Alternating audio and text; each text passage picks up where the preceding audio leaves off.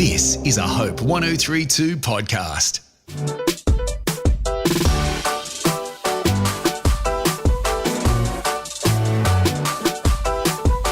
Hello, welcome to Undistracted. I'm your host, Laura Bennett, and this is the podcast where we learn from our guests how to be better at building our lives with intention around our passions, our purpose, and dealing with some of the stuff that can get in the way of it.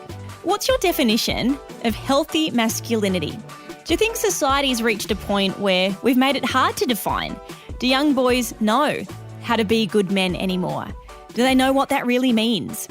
Director of the Centre for Public Christianity, Simon Smart, argues in his new book, The End of Men, that men need to be taught that tender masculinity is the answer to toxic masculinity. He sees boys falling behind educationally, socially, having higher rates of depression and suicide, and believes the messaging around masculinity has a big part to play in that.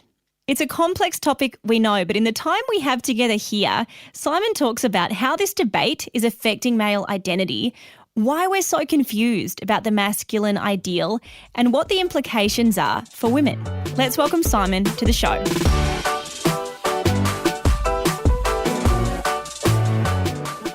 Good to be with you, Laura. The subject of this book, I mean, even asking that question, what prompted you to wade into a thought, a question that, I mean, look, it can really be deep waters on the other side of it. Sure can. Now and then people have looked at me with a raised eyebrow when I've told them I was doing this book, because it is pretty, it's pretty controversial. The book's really about the place and the plight of men and boys today in what I think is really increasingly a complex and sometimes confusing environment for them. And so the book's trying to ask, what does it mean to be a good man today? And how do we go about creating spaces that will increase the likelihood of boys growing into men who you'd want to be around if you were a child or a teenager or a woman or indeed another man? And I feel like it's a pretty live discussion and a quite emotive discussion. And I wanted to inject, I hope, something positive into this conversation and in a way that might, lead to, good, positive outcomes, I guess. And I think it's probably a really emotional discussion because it touches on key things about identity, about social structure. We're talking about the way people were raised and the way they're going to raise their kids in generations to come. There's so many reasons why it's a bit complex. But from a position to start from, I suppose, why do you think there's been this redefinition or desire to question the definition of what it means to be a man, a good man, and what it means to have healthy masculinity? Why are we asking those sorts of things? Well, there's heaps of different reasons. One of the reasons I think would be, comes out of something really good, which is that the kind of sense of what it is to be a man has broadened a lot in the last 30 years, say. That's very different from when I was really young. I think we have a better appreciation for different kinds of masculinity, if you like. And so that's interesting, but it also leads sometimes to confusion, because there's this question of what am I meant to be as a man? And in the book I talk about all sorts of different ways in which both media of all different kinds and advertising and all this sort of stuff can create different pictures of masculinity that can leave boys feeling like, which am I meant to be, in this? So we've had that happen. And at the same time, it's terrible to just but we have to face the reality that there are things about being male that have come into the imagination in recent times where men aren't really behaving very well. And there's some terrible stories that keep grinding on. I mean, it took a while to write this. It's not a very big book. It's a pretty small book, but for various reasons, I took time to do it. And in that time, the stats on things like domestic violence have just ground on relentlessly. And we're all painfully aware of that. So you do get this, and then the phrase toxic masculinity has become much more widely used. It wasn't used very widely until fairly recently, but it's sort of used a lot. And so you can, and I think for good, there are real reasons for that. And yet, for a boy growing up and hearing that all the time, it's like, well, is there something toxic just about being a boy or being a man? So I think, this is part of the reason why this has become such a live issue. What did masculinity look like when you were growing up? Well, where I grew up might be a slightly unfair picture because I'm sure it wasn't all like this everywhere, but it's that sort of classic thing of a very limited view. It's all about sport and footy and being tough and unemotional and not very, not much of a range of emotion that's acceptable. Probably not great attitudes towards women. I was exposed to a lot of this sort of stuff that I look back on now. I didn't know at the time. Like at the time, I thought, oh, this is just what life is. But I've sort of come to see the contrast of what I experienced later on. So I do make that contrast in the book. These sort of vividly different, very male environments. One that was very, very healthy, I think, and kind of holistic and looking at all the different ways you could be as a male. And then one that wasn't as healthy as that, I have to say. And so, the contrast for me was really stark. And so it led me to think, no, we've got to pay attention to this and not just roll with whatever is in front of us. And some of the things in various places haven't changed a lot. Like there's still, I think, some of what was the case when I was young. In certain parts of our society, it's still the case. And so this is a call to think of this in different terms. Think of masculinity in different terms. Think of what it means to be a good man in different terms.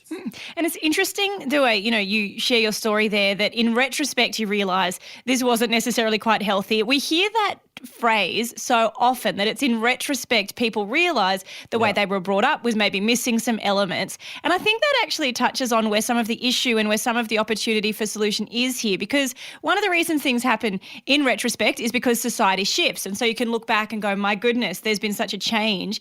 But also because in those early years of life, we don't know. Like we don't know that we might be being raised a particular way because we have no idea that our version of the world may not be the full picture of the world.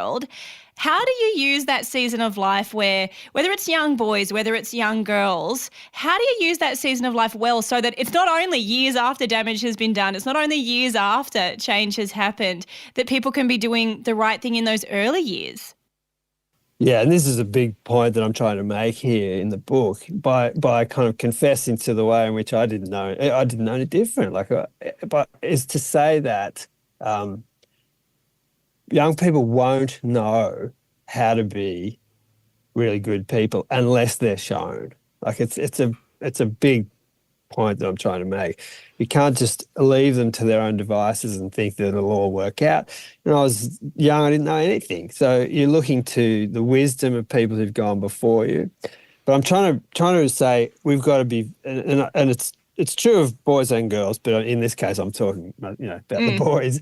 I'm just saying it will serve all of us well if we take this really seriously, that we're intentional about it, that we pay attention to the challenges and the ways in which this is a really difficult thing.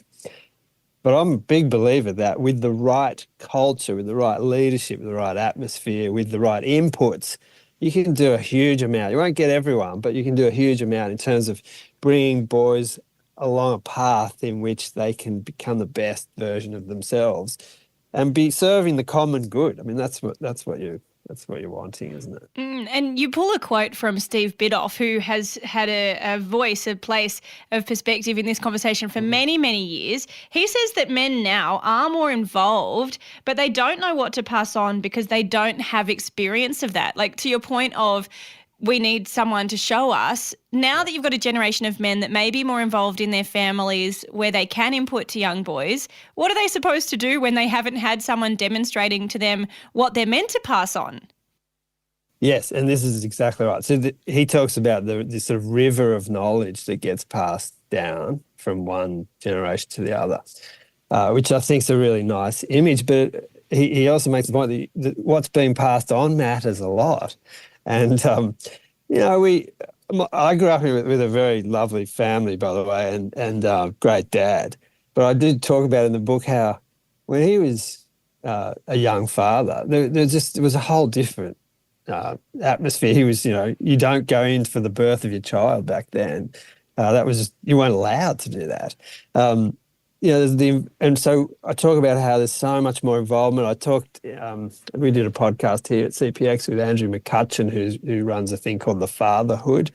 And one of his big things was when he had his kids and he was looking to his dad for a bit of advice in some of the challenges, he said his dad looked at him and said, "I've got nothing to offer. I don't know." It was a very different atmosphere.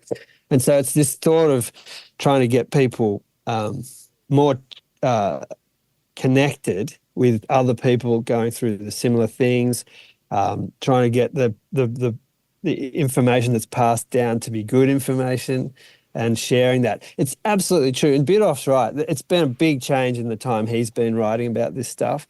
Fathers are so much more involved in their children's lives than they once were. And I think that's been a huge and important development. It's just that they do need help from people older to do it well. So, and, my wife and I try to do this a bit now because our kids are a bit older now, like 20, 22. So whenever we see young parents, we do try to get involved in conversations with them and talk to them about it. And they're often very interested to know. I do think people want to know. I think people do want to know. You're right in saying that, because something you mentioned earlier in this conversation was about how young guys don't know where they're meant to fit now, right? Like, as this conversation evolves and as this debate kind of happens about the place of masculinity in society, what is toxic masculinity and the like, I do see from even the female perspective, groups of guys going, "I don't know what I'm supposed to be and I don't know where I fit anymore." Where do you draw a healthy idea of masculinity from when everybody just feels so confused, or seems so confused at least?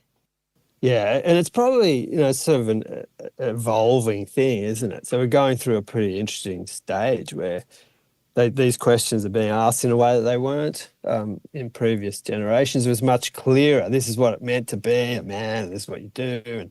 And now it's become broader, and I think that's been a really good development, but it has led to some of the confusion.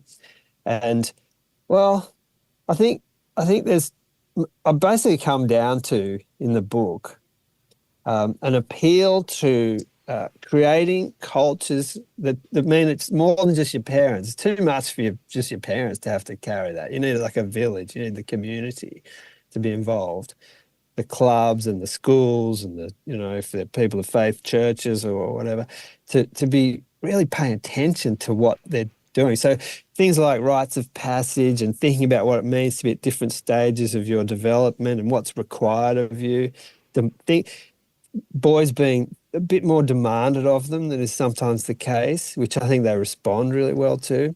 What we're seeing, Laura, is in this confusion, some responses to it that are really unhealthy, and the sort of Andrew Tate stuff and other related things. And we're seeing that boys are going to latch on to something that makes them feel better about themselves. We want to make sure it's going in a healthy direction. And I end up coming down to the idea of you become a person, a man, for other people.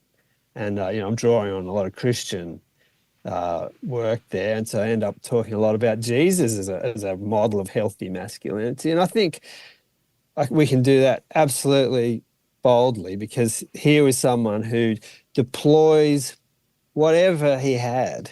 And so I'm saying the call is for people, boys and men, to deploy whatever they have, whatever strengths they might have, whether it be physical or emotional or intellectual or creative or whatever the ways they've been wired up, deploying that in the benefit of other people rather than just themselves. I reckon if we could develop a culture in which boys saw that as a thing to aim for, everyone would be served well by that. And if you look at the example of Jesus, something I note about the way that he lived is that it's never become outdated. If we're looking purely from a perspective of masculinity, It's the way that he behaved, the way that he spoke to people, the way that he interacted. It's not like some of the other figures. When I think of, say, classic actors or even your Andrew Tates and some of the figures now, we know even from, say, watching movies, you suddenly cringe because you think, oh my gosh, you can't say that anymore. You can't, that's not how you can be as a man these days. But when you look at Jesus, that's not the case. No one is critiquing the quote unquote datedness of the way he's behaving. No, isn't that amazing?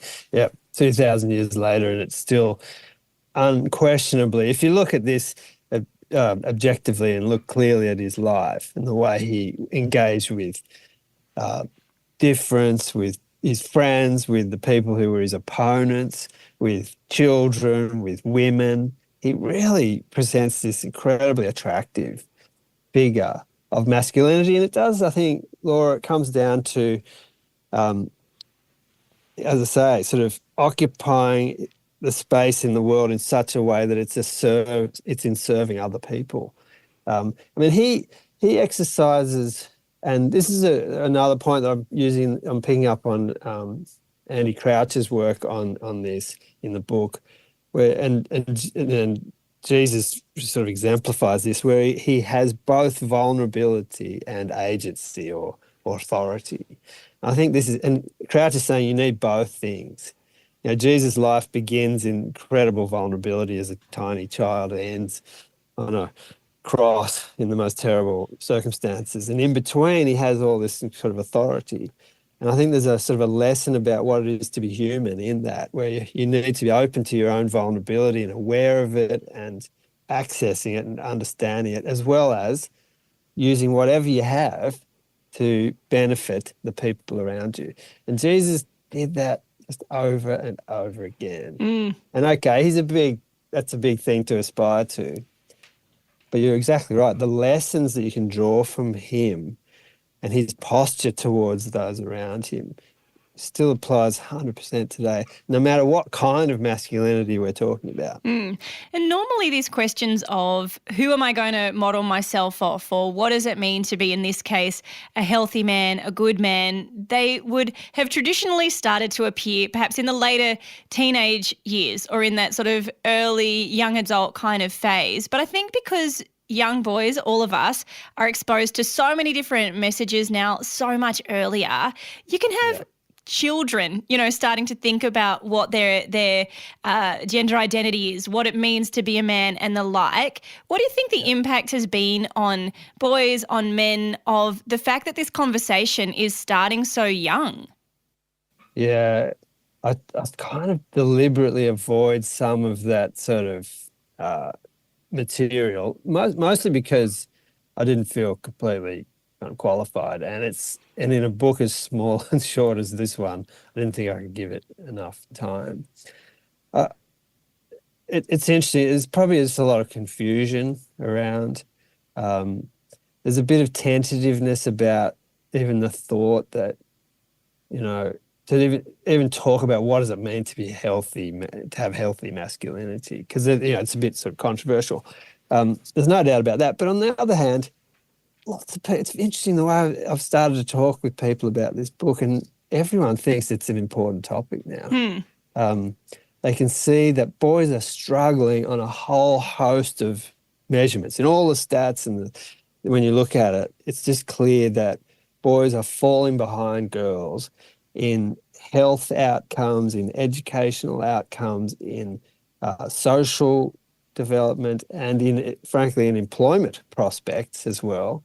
And so there might be people going, oh, well, bad luck, the girls are just killing them in this. But I think, and yeah, I get that, but I think it is, it serves, we're all well served when boys and girls, men and women, are flourishing. And it's absolutely no doubt that we've had to, and probably still got a way to go on this, had to attend to the girls and the place of women, and this is a thing we need to keep progressing. But we've seen enormous steps forward in that in the last decades. We just need to also just remember, okay, boys are falling behind here in ways that are kind of dangerous too. And I think anyone has a brother or or a son or whatever, we'll go, yeah, I think in a sober moment, we'll go, no, this needs some attention too. And it's probably dangerous to completely eliminate, the voices of men, or at least the voices of certain majorities of men, just because there's a correction needed in the way some have behaved. There are definitely corrections needed. And I don't shy away from that in this book. I mean, there's ways in which the sort of traditional masculinity, which is sometimes thought of as entirely terrible now, and I don't think that's quite true, but there are ways in which you can, I think, channel some of naturally occurring things. On a bell curve, like there'll be a bit of a range, right? But we can talk in generalizations, but things like boys' inquisitiveness and their energy and their physicality and these sorts of things. You can channel these things in really positive directions, I think, but they can definitely go in bad directions. And we see this all the time. You can get a bit dispirited in this.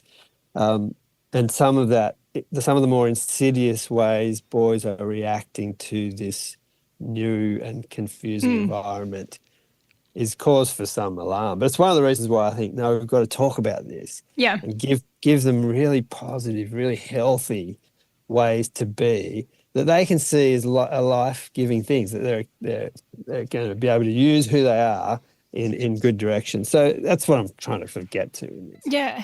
And look, we're not going to be able to cover everything in a half-hour conversation that this subject really requires, and I don't profess to be an expert across these subjects at all. There are definitely smarter people than me when it comes to talking about these things. But one thing that I noticed reading your book that really struck me is how some of the stuff that we know has been a way to feed some of the attitudes in men that have eventually become more toxic, things like pornography that shape attitudes toward women and sex, things like those, what you mentioned earlier about sporting culture, drinking culture, all of this kind of stuff. I've noticed those things now being fed more to women as we take steps forward where progress is made for women's position in society. Some of that sort of stuff is being sold to us as educational. It's about understanding who you are in yourself, whether that's your body, your mind, or otherwise. There's attitudes of empowerment around those sorts of things. And I do think it's worth taking a moment of pause to say, hang on, maybe you consider it a level of liberation for women to have access and social permission to look into these kind of things.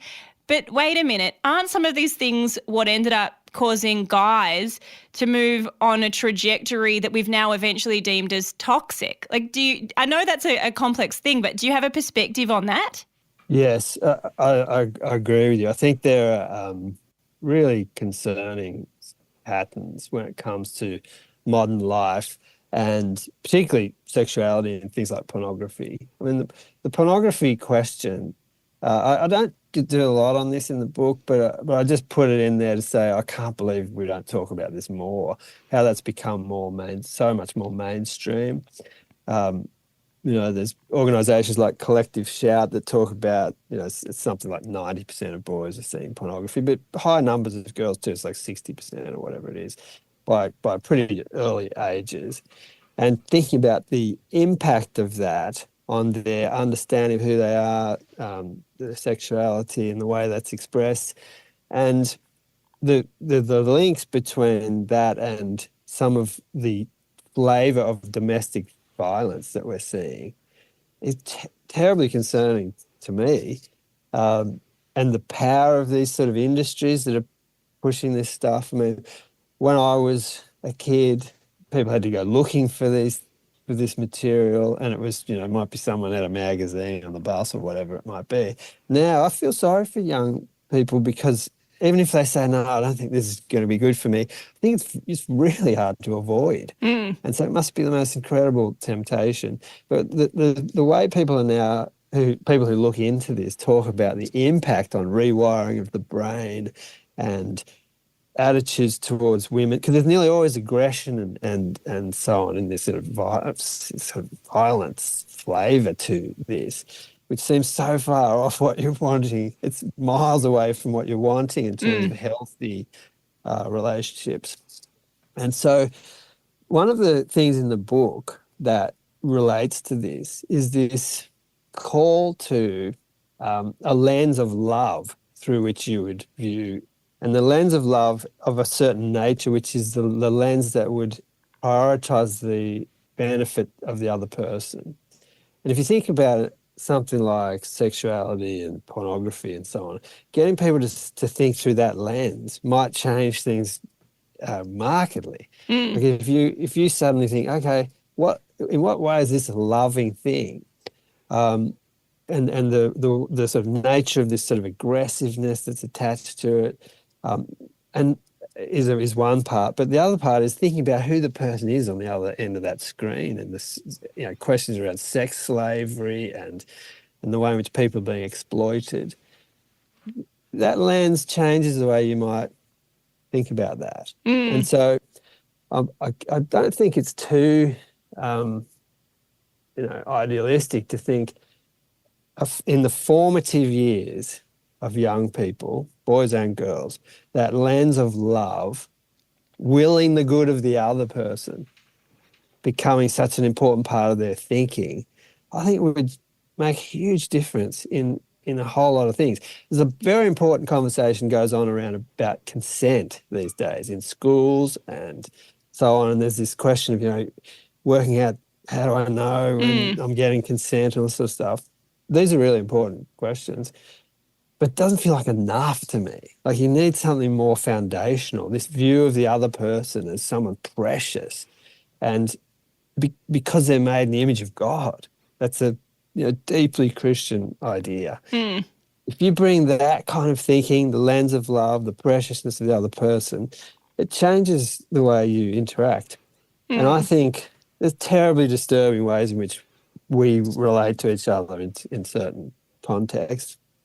But I think what I'm calling for here can make a massive difference, actually. But it won't happen without us really thinking carefully and deeply about it. And I do agree with you that the conversation needs to happen, and also the fact that if we're talking about the consent thing, that isn't enough. Like I actually had a conversation with somebody where they were talking about if you agree on a particular behavior, like the consent is fine. But I was like, hang on a minute, haven't you thought about it? Like two people could consent to do something. That doesn't mean what they're consenting to do is healthy or beneficial to either person. Like consent is not the thing that determines whether something is going to be worth doing. It's a kind of minimum point, and that's not enough. Like we need something more substantial. And I think getting people to think in those terms would be helpful. I mean, consent's a start. I mean, there's some terrible stories, aren't there? And statistics around this that are really alarming. So we should, I'm not discouraging that. Better conversation around it, but I agree. Just that we need something deeper and bigger and larger than that. So if we're going to pick a starting point for people who are hearing this conversation, who are asking that question about the end of men and what healthy masculinity is, what would you like the first thing for people to do? What should it be that we do as the next step now after hearing this conversation? Well, it depends if you know where you're at and who you are and what people are around you. But one of the things I would say is I'd urge people to think about the role they can play in a young person's life that truly can make a massive difference to them. So many of us have, young people we come across in various contexts. Even being able to show a bit of interest in that person, knowing who they are, knowing their name, what they're interested in, and showing that deliberately and carefully can make every bit of difference to their lives. They start to pay attention. They think, oh, I'm a person worth being around. I know my mum loves me, but gee, I'm getting some interest from people a bit older than me, have been around the traps a bit, and being able to encourage young people to be the best version of the person they can be. There's a lot of people who don't have that, and it's easy to be that person for someone else, and it doesn't always take huge amounts of commitment. But in the book I tell the stories of just the way in which people who I experienced as a young person, who showed some interest in me, who just added to whatever it was I was getting from home, and that I looked up to, and I could see something about them that thought, oh, I want to be like that. And if you're getting, and let's hope it's, it's a good picture they're getting in that interaction. I think it's a start and a really important first step. Show interest, be that kind of person in someone else's life, because young people need mentors and they need role models that are going to lead them in good directions. Simon, thank you for broaching the subject, for writing this book, and for taking time to chat with us today. I really appreciate it. Oh, thanks, Laura. It was really good to chat to you too.